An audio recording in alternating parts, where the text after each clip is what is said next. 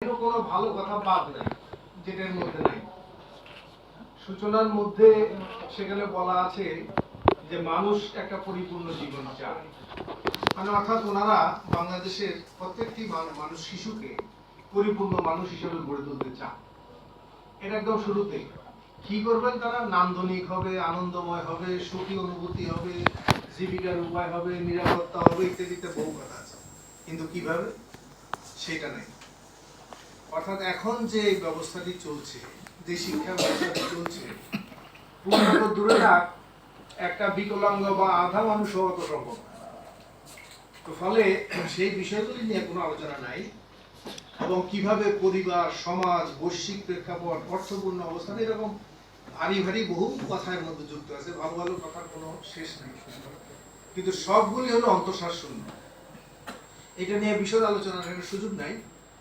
তারপরে যেমন বলছেন যে এগুলির আলোচনা হয়েছে যে প্রযুক্তিগত উন্নয়ন, সেটা কিভাবে আমরা চতুর্থ শিল্প বিপ্লব, সেই বিপ্লবের যে আমরা কাছে বাংলাদেশকে পৌঁছে দেব, সেই জন্য কি, কিন্তু কিভাবে, যেটা আপনারা শুনছেন, বিজ্ঞান এবং প্রযুক্তি দুইটা শব্দ কিন্তু আদরাদরি করে চলে। বিজ্ঞান বর্জিত প্রযুক্তি, সেটা একটা মানুষ মেশিন তৈরি করে, প্রযুক্তি আবার বিজ্ঞানকে সহায়তা করে, কিন্তু বেসিক হলো বেসিক সায়েন্স, বিজ্ঞান শিক্ষা এবং বৈজ্ঞানিক দৃষ্টিভঙ্গি আয়ত্ত করা, এই দুইটাকে বাদ দিয়ে ফলে একটা সত্যিকার অর্থে একজন মানুষ বিজ্ঞানও শিখে না, সমাজকেও বোঝে না, এবং তার অগ্রগতি উন্নতিতেও ভূমিকা রাখতে পারে না। আত্মভর, আত্মকেন্দ্রিক, স্বার্থপর এবং একটা কারিগরে রূপান্তরিত। এই কথাগুলি কিন্তু বহু আগে বিভিন্নভাবে মানুষ আলোচনা হয়েছে। তারপরে বলছেন যে একটা অভিনব, সৃষ্টিশীল অভিনব শিক্ষা ব্যবস্থা। এই অভিনবটা কি? এমন শব্দ ব্যবহার করেছেন যে নমনীয় শিক্ষা ব্যবস্থা, নমনীয় আর কঠিন কিরকম। তারপর বলছেন যে উদ্ভূত আর্থসামাজিক প্রয়োজনের সঙ্গে প্রাসঙ্গিক। এইখানে একটা কথা বোঝার আছে যে উদ্ভূত আর্থসামাজিক চলমান ব্যবস্থাটা কি? পুঁজিবাদী বিশ্ববাজার, যেটার সঙ্গে এখন বাংলাদেশ যে নীতিতে চলছে। তাহলে জাতীয় এবং আন্তর্জাতিক কর্পোরেট পুঁজির কর্মচারী তৈরি করাই কি আমাদের শিক্ষার উদ্দেশ্য হবে? কথাটা খোলামেলা বললো না, কিন্তু এই কথার অন্তরালে সেটা আছে। এবং এর মধ্যে 2010 সাল ক্ষুদ্রতে খোদা শিক্ষা কমিশন, তারপর 2021, 41, 71, 2100, এই নানান ভিশনের কোনো শেষ নাই।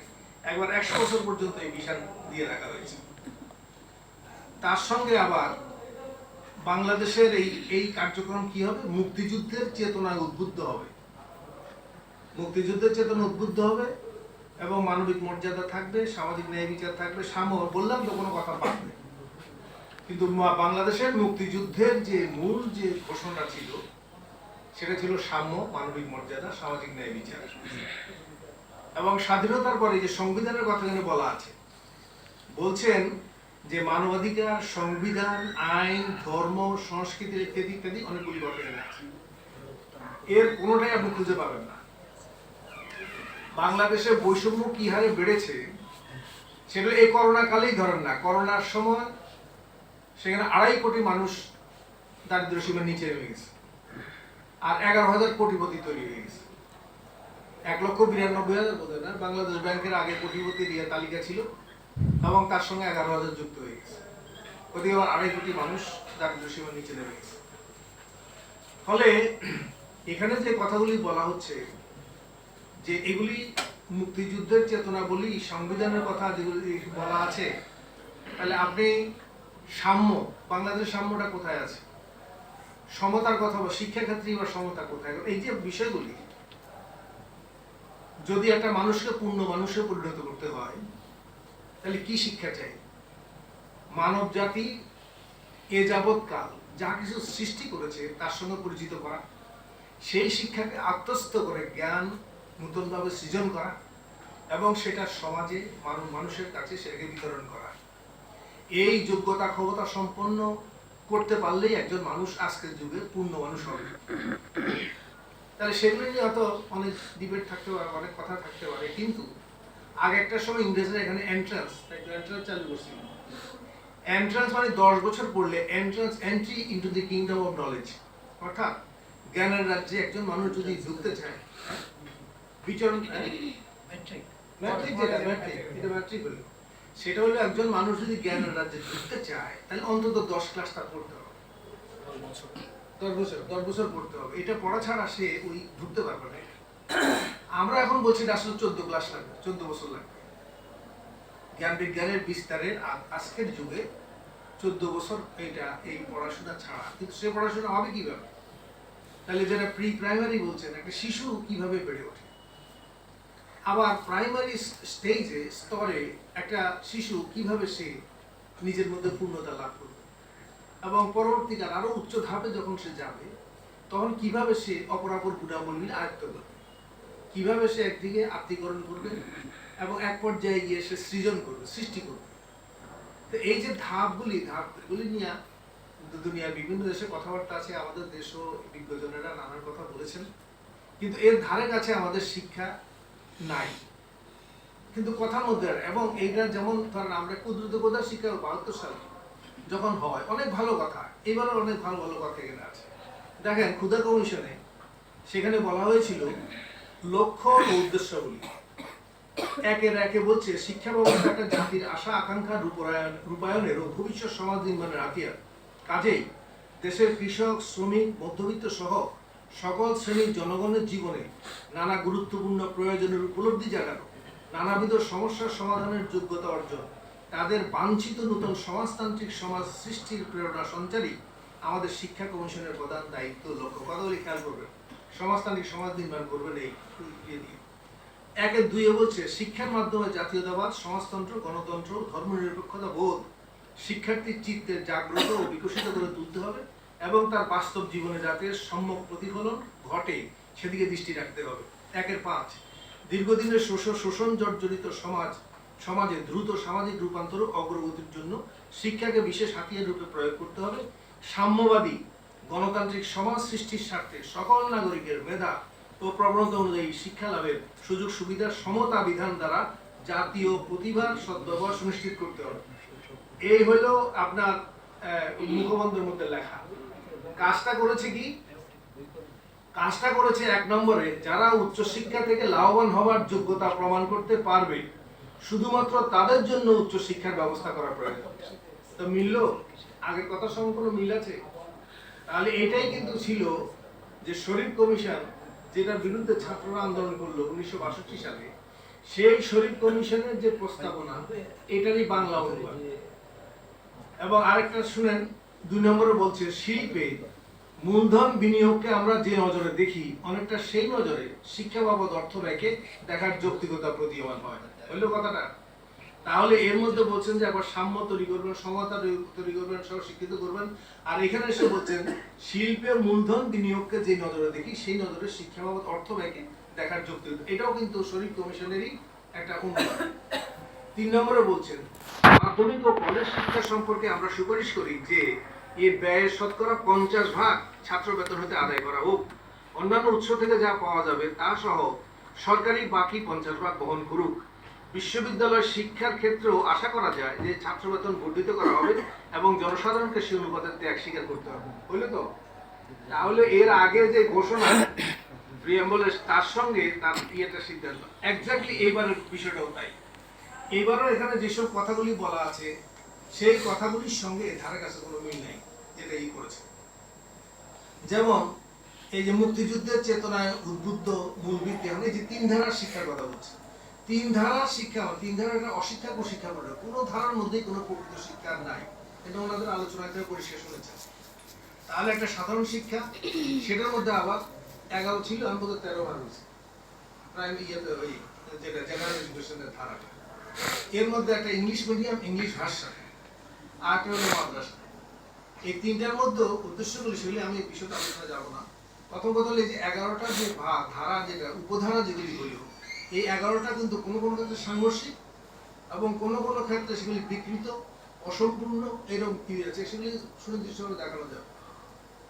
2 নম্বর হচ্ছে ইংরেজি মাধ্যম, যেটা ইংরেজি আপনি সেই মাধ্যম কেন বললেন?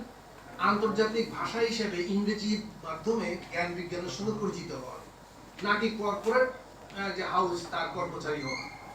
এবং এই ইংলিশ মিডিয়ামে যারা পড়ে তারা কিন্তু এই জগতের যাবতীয় জ্ঞানকে আহরণ করে আমাদের নিজস্ব জ্ঞান ভান্ডারকে সমৃদ্ধ করা এবং এই দেশে তার আমাদের জাতীয় সামর্থ্য এর ধারে কাছে নাই। ইংলিশ মিডিয়াম পড়ার প্রথম একটা মনোভাব তৈরি আমেরিকা চলে যাবে, বিদেশ যাবে, অথবা কর্পোরেট হাউসে বিদেশি কর্পোরেট হাউসের কর্মচারী হিসেবে নিজের যোগ্যতা প্রমাণ করবে। কিন্তু যেটা ছিল, যেমন দেখবেন এই ইংলিশ মিডিয়াম স্কুল বেশিরভাগই ফিলোসফি নাই বা অন্য ভাষা নাই, ইংরেজি ভাষা ইংরেজি সাহিত্য যদি থাকে তাহলে সেটার সঙ্গে আমি ইংরেজি ভাষার মাধ্যমে ফরাসি সাহিত্য, জার্মান সাহিত্য বা ইংরেজি সাহিত্য সহ পরিচিত হতে পারি, ওষুধ জ্ঞান বিজ্ঞানের সহ পরিচিত হতে পারি। কেন হবো? কারণ সেটা আমাদের জ্ঞান ভান্ডারকে আরো সমৃদ্ধ করবে। এখন সেটা না, সেটা হলো যে ওখানে একটা এমন একটা দক্ষতা অর্জন করবো যেটা দিয়ে সেখানে কর্পোরেট হাউসে কর্মচারী হওয়া যায়। আর মাদ্রাসা শিক্ষার কথাটা বলছেন, মাদ্রাসার কোনো ধর্মশিক্ষা না। আমি মোহাম্মদ সাহেব একটু পর কিছু বলার চেষ্টা করেছিলেন। মাদ্রাসা শিক্ষা ধর্ম শিক্ষা বলে তাকে, যে ধর্ম কিন্তু এক একটা সমাজ বিকাশের এক একটা স্তরে একটা ধর্ম এসেছে। তাহলে কোন সমাজ বিকাশের কোন স্তরে কোন ধর্ম এসেছিল, কি সেই ধর্মের দর্শন এবং তার কার্যকারিতা কি ছিল, আজকের যুগে কার্যকারিতা কি, অপরাপর ধর্মের সঙ্গে তুলনামূলক বিশ্লেষণ কি, এই সমস্ত কিছুকে জানার নাম হলো ধর্মশিক্ষা। কিন্তু এখন ধর্ম শিক্ষার নামও যেটা হচ্ছে সেটা হলো ইসলাম ধর্ম তো পুরো শিখতেছে না। কারণ ইসলাম ধর্ম শুধুমাত্র এই যে হাদিসের কিতাব পড়ে ইসলাম শিখে যাবে না, কারণ তারও একটা ব্যাকগ্রাউন্ড আছে। যদি আমি ইহুদি এবং খ্রিস্টান ধর্ম না জানি, ইসলাম ধর্ম বুঝবো না। এবং এই সমাজে আবার ইসলাম ধর্মেরও এখানে যারা আসলে সুফিবাদী যে ধারা, যেখান থেকে ইসলাম প্রচার হয়েছে, এবং এটার সঙ্গে বৌদ্ধ ধর্ম যদি না জানি, এবং এখানকার যে অপরাপর ধর্মীয় যে তার মধ্যে যে মিলন এবং সংঘাত যেগুলি হয়েছে সেগুলি না বুঝলে এটা বোঝা যাবে। তাহলে এখন মাদ্রাসা শিক্ষা মানে আসলে একটা খুব উপমণ্ডক শিক্ষা, ধর্মশিক্ষা। ধর্মশিক্ষা বলতে যা বোঝায়, কারণ এখানে কিন্তু একজন যে মাদ্রাসার ছাত্র, সে হিন্দু ধর্ম কিছু জানে না, সে বৌদ্ধ ধর্ম জানে না, খ্রিস্টান ধর্ম জানে না, এই ধর্মের ইতিহাস মানে কিভাবে সৃষ্টি হয়েছে, আমাদের এই সমাজে আসছে কিভাবে, ইত্যাদি কিছু জানে না। এই যে না জানে, তাহলে এটা কি ধর্মশিক্ষা হইলো? ধর্মশিক্ষার নামে উপমণ্ডল তৈরি করা এবং এর থেকে একটা সাম্প্রদায়িক মনন সৃষ্টি হয়, এর মধ্যে থেকে এক ধরনের উগ্র মানসিকতা সেখানে জন্ম লাভ করে। তো ফলে এই যে জায়গাটা, তাহলে আমরা দেখলাম যে ধরেন এখন জেনারেল এডুকেশন নামে যেটা আছে সেটা কি দশা, এবং ইংলিশ মিডিয়াম, ইংলিশ ভার্সন, সেগুলির কি অবস্থা, মাদ্রাসা শিক্ষার নামে বাস্তবে কি চলছে, সবটা মিল একটা জগাড়ি জুড়ে। এবং এর মধ্যে দিয়ে একটা সুস্থ সমাজ গড়ে উঠতেই পারে না। এবং যত দিন যাবে সেটা কিন্তু একটা এই গোটা সমাজের মধ্যে তার মানসগত বিচ্ছিন্নতা, বিভক্তি এবং সেটার মধ্যে একটা বড় ধরনের সংকট সেটি তৈরি করতে থাকবে, এবং সেটা এখন ঘটে চলেছে বাংলাদেশে। তো ফলে আমি ওই সমস্ত আলোচনা যেহেতু ওনারা করে ফেলছেন, আমি আর সেগুলি বলতে যাব না। কিন্তু এখন ধরেন যে যেটা বললাম, শিক্ষার বাণিজ্যিকরণ, শিক্ষা বাণিজ্য রেখে আপনি কি করে এগুলি মুক্তিযুদ্ধের চেতনা বাস্তবায়ন করবেন। এখন বিশ্ববিদ্যালয় আছে বোধহয়, পাবলিক আছে বোধহয় 50টা, আর হলো প্রাইভেট হলো 100-র উপরে। পাবলিক ইউনিভার্সিটিও কিন্তু 4টা ছাড়া আর বাকি, যেমন আগে 6টা ছিল স্বাধীনতার পরে, 2টাকে স্বায়ত্তশাসন দেয়নি। কি যুক্তি ছিল? ইঞ্জিনিয়ারিং ইউনিভার্সিটি এবং বাংলাদেশ কৃষি বিশ্ববিদ্যালয়, এই 2টা কিন্তু তখন স্বায়ত্তশাসন দেওয়া হয়নি স্বাধীনতার পরে। যুক্তি কি? এখন এটা অনেকে স্বীকার করবে না, তখন বলছে এগুলো ইনস্টিটিউট। এটা বললে আবার ছাত্ররা খেপে যাবে, সেই জন্য আর এখন সেটা বলে নাই। তাহলে 4টা, ঢাকা, চট্টগ্রাম, জাহাঙ্গীরনগর আর রাজশাহী, এই 4টা হলো স্বায়ত্ত। তাও ওই স্বায়ত্তশাসনের গোলমাল আছে, সেটা তো তাও যদ্দূর আছে। তাহলে বাকি যে 50টার মধ্যে আর বাকি যে 46টা, এগুলি কি সরকারি প্রতিষ্ঠান না বিশ্ববিদ্যালয়? তাহলে ওগুলি তো এক হলো ভিসি নিয়োগ তো শুধু না, সমস্ত। তাহলে এগুলি ইউনিভার্সিটির যে ডিফিনিশন, বিশ্ববিদ্যালয় বলতে যা বোঝায় ধারে কাছে এগুলি নেই। এগুলি পাবলিকের কথা বলছি। আর প্রাইভেট যেগুলি, ওগুলি তো আসলে ওই কোনটা হইলো হোটেলের নিচের তলায়, দোতলায়, 3তলায় বিশ্ববিদ্যালয়, বা তার মধ্যে আছে যে ইউনিভার্সিটি যে কনসেপ্ট, তো শিক্ষক এখানে আছে বলতে পারতেন। এখন সেই যে ডেফিনিশন তার ধারে কাছে এনে নেই। তাহলে এই পরিবেশটা কিরকম হওয়া দরকার, তার একাডেমিক অ্যাটমসফিয়ার কি থাকা দরকার। এবং এখানে এই ডকুমেন্টের মধ্যে বলা আছে তারা নাকি বিরাট গবেষণা করেছে। এখন গবেষণা কারণে আমি ওই যে এন রাশেদকে জিজ্ঞেস করছিলাম, উনি তো এই কাজের সঙ্গে বহুদিন যুক্ত, ওনারা জিজ্ঞেস করছে কিনা করেনি কোনো, মানে এই শিক্ষাবিদ যারা বাংলাদেশের যারা এগুলি আনন্দ সাহেব বললেন, ওনারা তো জানেন না এটা কার সঙ্গে পরামর্শ, কে গবেষণা, ওই যে ওয়ার্ল্ড ব্যাংক, IMF বা এগুলির সঙ্গে পরামর্শ করে গবেষণা করলেন। তাহলে কি গবেষণা, কাদের সঙ্গে আপনি পরামর্শ করলেন? সেটা কোনো ঠিক ঠিকানা নেই। ফলে এখন দেখা যায় যে ইউনিভার্সিটি শিক্ষা প্রতিষ্ঠানগুলি এলাকাগুলি গ্রামের অবস্থা খুবই খারাপ। ইউনিয়ন কাউন্সিলের মেম্বার চেয়ারম্যান বা ওখানকার বিশিষ্ট আওয়ামী লীগের কোনো লোক এগুলি ওই গভর্নিং বডিতে আছে, নিয়ন্ত্রণ করে। এখন রাজনীতি হয়েছে দুর্বৃত্তায়িত এবং বেশিরভাগ জায়গায় দুর্বৃত্তদের হাতে রাজনৈতিক ক্ষমতা এবং তারা আবার শিক্ষা প্রতিষ্ঠানের নিয়ন্ত্রণ। তাহলে ওই শিক্ষা প্রতিষ্ঠানের অবস্থাটা খেয়াল করার কি অবস্থা, শিক্ষকের কানে ধরে উঠবস করা আমাদের সামাজিক মানবিক মর্যাদা, এবং ওই যে এই পর্যন্ত প্রায় 20 থেকে 25টা জায়গা সেখানে এই যে বিভিন্ন আওয়ামী লীগের নেতারা এবং ওই তথাকথিত শিক্ষা প্রতিষ্ঠানের এই ইয়েরা তারা গিয়ে কেউ চড় মেরেছে, কোনো জায়গায় গলা ধাক্কা দিয়ে বের করে দিয়েছে এবং সেখানে শিক্ষক ভয় স্কুলে আসতে পারে না, এই পরিস্থিতি চলছে।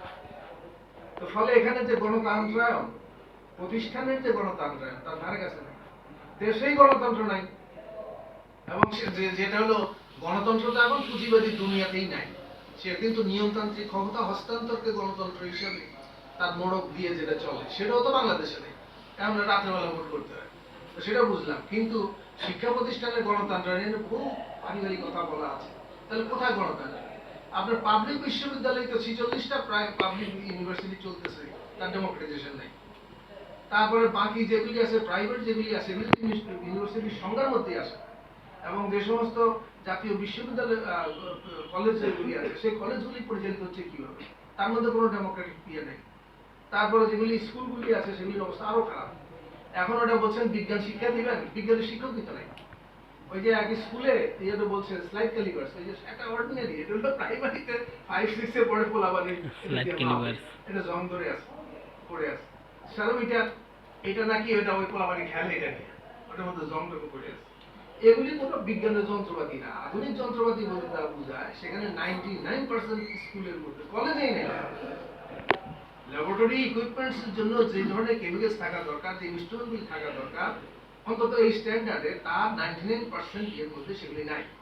শিক্ষকও নাই, অঙ্ক ছাড়া একটা বিজ্ঞানের কোন শিক্ষা হয়? এটা হলো বেসিক, যেই ধারায় সে পড়ুক, ম্যাথমেটিক্স ছাড়া তো সেটা তো শিক্ষক নাই। তো দেখ এখন এটা এর মধ্যে যেটা বলছেন যে কি শ্রেণীভেদ, তাকে সম্মান ও গ্রহণ করে, শ্রেণীকে যদি শ্রেণীভেদকে যদি আপনি গ্রহণ করেন আর সম্মান করেন তাহলে সাম্য আসবেন কিভাবে? আমি বলতে পারতাম অন্তত দূর ভদ্রতার জন্য যে আমরা এটা বিলুপ করার চেষ্টা করি। একটা বুর্জোয়া দল আওয়ামী লীগের পক্ষে তো আর শ্রেণী বিলুপ করা সম্ভব না, কারণ ওরা শ্রেণী ভিত্তির উপর দাঁড়ায় আছে। কিন্তু এখানে দেখেন ল্যাঙ্গুয়েজটা কি, শ্রেণীভেদ সম্মান ও গ্রহণ করে, তাহলে শ্রেণীভেদটাকে সম্মানও করবে, গ্রহণও করবে, আবার সাম্য প্রতিষ্ঠা করবে। এরকম আমি 100টা উদাহরণ দিতে পারতাম। এটা এরপরে কালকে রাতে পড়তে গিয়ে দেখলাম ঘুম নষ্ট করে এটা পড়ার থেকে ঘুমানো অনেক ভালো। এর জন্য অর্ধেক ঘন্টা পড়ার পরে বুঝছি যে ঘটনাটা কি। এর মধ্যে দেখেন তাহলে তিন ধারার যে শিক্ষা যেটা আছে এইটা বলবৎ রেখে এই জাতি একটা ধ্বংসের দিকে আগাতে থাকে, এবং এর মধ্যে কিছু ডিগ্রি সেগুলি হয়তো বাড়বে, সংখ্যা বাড়বে। ওই যে আপনার মতো বলতেছিলেন যে সাক্ষরতা, এখন আপনি সিম্পাজি অভিযোগ নাম দিতে পারে, আপনারা ন্যাশনাল জিওগ্রাফিতে দেখবেন সিম্পাজি ট্রেনিং দেয়, ট্রেনিং যে নাম দেয়, নাম দিলে পরে লেখে কিন্তু, তাহলে সিম্পাজি তো স্বাক্ষর। আমরা এই সাক্ষরতা বাংলাদেশে সেটা আমরা চাই। তো ফলে একটা মানুষ সাক্ষর না, অর্থাৎ তার যে আত্মপরিচিতি, এবং আধুনিক কালে এই সময়ে একজন মানুষ হিসেবে নিজের মধ্যে আত্ম উপলব্ধি, আত্মজাগরণ, এই জাগরণ পর্যন্ত যদি না আসে তাহলে তো আমি স্বাক্ষর কথা বলতে, তাহলে কি বলবো? আমাদের বহু লোক আছে বাংলাদেশটা পড়তে পারে 30%, যে দেশে 30 লক্ষ মানুষ বলে রক্ত দিয়ে দেশ স্বাধীন করলো, সেই রক্ত ঝরা দেশে 30 ভাগ মানুষ যদি দেশের নামটা পড়তে না পারে, এর চেয়ে লজ্জা আর কি থাকতে পারে দেশে? আর এখন দেখেন আমলার সংখ্যা বাড়তি, সচিব আছে বোধহয় 75টা কয়টা, তারপরে উপসচিব, জয়েন্ট সেক্রেটারি, এগুলি পদ আছে আমার কাছে ফিগার টেকেরে নাই, অতিরিক্ত মানে কি পদ আছে 350, আছে 750, 600 টেবিল চেয়ার নাই। তারপরে এইটা, এবং এর মধ্যে পুলিশের ইনসিটু প্রমোশন, সে আছে এডিশনাল এসপি কিন্তু এসপি করে ফেলছে, ওই পোস্ট নাই, এটাকে বলে ইনসিটু প্রমোশন। দরকারটা কি? আর ওই ভোট করতে হয়েছে যে 18 সালে, এই জন্য ইনসিটু প্রমোশন এরকম করে রাখছে, তাহলে অথচ কিন্তু কলেজে শিক্ষক নেই। স্কুলে সেই ধরনের শিক্ষক নেই। তাহলে যে থাকলো তাদের সেই, এই যে দেখেন যে শিক্ষকদের মর্যাদার কথা, করোনা কালে সব আমলারা কিন্তু বেতন পাইছে, শিক্ষকরা পাইছে? এই যে বিভক্ত বহু শিক্ষক তারা হকারি করছে, রিক্সা চালাইতেছে। তাহলে সেই জায়গায় গিয়ে, এবং তাদের যেহেতু মধ্যবিত্ত অংশের মানুষ এগুলো ইয়ে করতে পারে না, কিন্তু সেই অন্তত এই পর্যন্ত 30-40টা ওনারা ওই যে সৌরভ সাহেবরা ওনারা তো ইউজ করতেই থাকেন এগুলো করে। আজকেও একটা লেখা লিখছেন, ভালো দেখলাম। এখন ওই যে ইয়েটা আসছে, এই শিক্ষকরা তারা কি অবস্থার মধ্যে আছে, তাদের বেতন নাই, এবং তারা তো কোনো এত বিত্তশালী লোকও না। তাহলে ওরা কি শিক্ষা দেবেন ওনারা এই অবস্থার মধ্যে? এইভাবে চলছে দেশ। তাহলে আমি অন্য কথা আর যাই না, কিন্তু এর মূল কথা হলো যে এখন এই কথাগুলি যে বললেন যে মুক্তিযুদ্ধের কি চেতনায় উদ্বুদ্ধ মূল ভিত্তি, তাহলে আমাদের গণতন্ত্র তো দূরে থাকে, এখন আমরা ভোটই তো করতে পারি না, ভোটতন্ত্রই তো নাই। এখন এটা দিয়ে উদাহরণ আবার দিবে, যেমন ধরেন যে এর বাইরে যে সাম্প্রদায়িকতা মুক্তমুখ যেগুলি নিয়ে বলছেন, বাড়তি যে বিপদ যেগুলি আসছে, যেগুলি আরো বাড়বে। তো বাড়বে এই কারণে যে যদি আমার শরীরটা দুর্বল হয়, কারণ রোগ জীবাণু থাকলেই মানুষ আক্রান্ত হয়ে যায় না, ভিতরে রেজিস্ট্যান্স যদি কমে যায় তাহলে সে আক্রান্ত হয়। ফলে একটা জাতিও যখন সে ওই কিউবার কথা বললেন, আমেরিকা থেকে মাত্র 60 মাইল দূরে, আমেরিকার 60 মাইল দূরে থেকে একটা দুর্বল দেশ আজ 70 বছর ধরে ফাইট করছে, একটা লোক নিরক্ষর নেই, এবং সেখানে শিক্ষা স্বাস্থ্য সেবার বঞ্চিত কোনো মানুষ নেই। তারপর শুনলেন যে 5টা ভ্যাকসিন আবিষ্কার করে ফেলেছে। অথচ এরকম প্রতি মুহূর্তে আমেরিকা এই ফিদেলকে মারার জন্য 40-50 রকেট নিয়েছে, প্রতিদিন সেখানে একটা চক্রান্ত করছে, এবং তার মধ্যে একটা অবরোধ করে রাখছে। তারপরেও কিন্তু সে ইন্টারনাল রেজিস্ট্যান্স জাতিটাকে এমনভাবে গড়ে তুলছে, সেই কারণে সে প্রতিরোধ করতে পারে। আমরা এই ভগ্ন স্বাস্থ্যের মধ্যে আবার বিষাক্ত জিনিস আমরা ঢুকাচ্ছি, তাদের ফলাফল যা আছে সেদিকে। তো যেটা মোহাম্মদ সাহেব ভালো বললেন, যেটা যে ছাত্র ফ্রন্ট এই জিনিসটা এখন এই প্রশ্নগুলি তোলা দরকার, আসল চেহারাটা হাজির করা দরকার। কারণ আমরা দলের ইতিহাসকে দেশের ইতিহাস বানিয়ে ফেলছি। আমাদের ইতিহাস অনেক সমৃদ্ধ, কিন্তু এমনি যদি ধরেন রাজনৈতিক সময়ের ইতিহাস তো 250 বছরের কমপক্ষে ধরলে, কিন্তু আপনি এখন শুনেন টেলিভিশন রেডিওতে বা ওই সমস্ত কিছু বুদ্ধিজীবী মধ্যবিত্ত একটা অংশ, কিছু আত্মবিকৃত এবং কিছু বিভ্রান্ত, এই দুইটা মিলে আগেরা সমাজের মতামত গঠন করতো, এখন তারা গোটা জাতিকে বিভ্রান্ত করে চলেছে। ফলে এখন একটা সময় গেছে যখন শেখ মুজিবুর রহমান নামে একটা লোক যে দেশে ছিল এটাই মানুষ জানতো না, আর এখন শেখ মুজিব ছাড়া দেশে আর কোনো লোক আছে এর কোনো খবর নেই। ফলে এখন একদিকে অবমূল্যায়ন এবং অতি মূল্যায়ন, এই দুইটার চক্করে আমরা বসছি, এবং মনে হয় 9 মাসের মধ্যে বোধহয় বাংলাদেশের স্বাধীনতা। কিন্তু এই স্বাধীনতা এবং আমাদের যে সাংস্কৃতিক মনস্তাত্ত্বিক মনোজগতের বিকাশের ইতিহাস 4500 থেকে 5000 বছরের ইতিহাস, সেই ইতিহাসের ধারে কাছে তো নাই আমরা।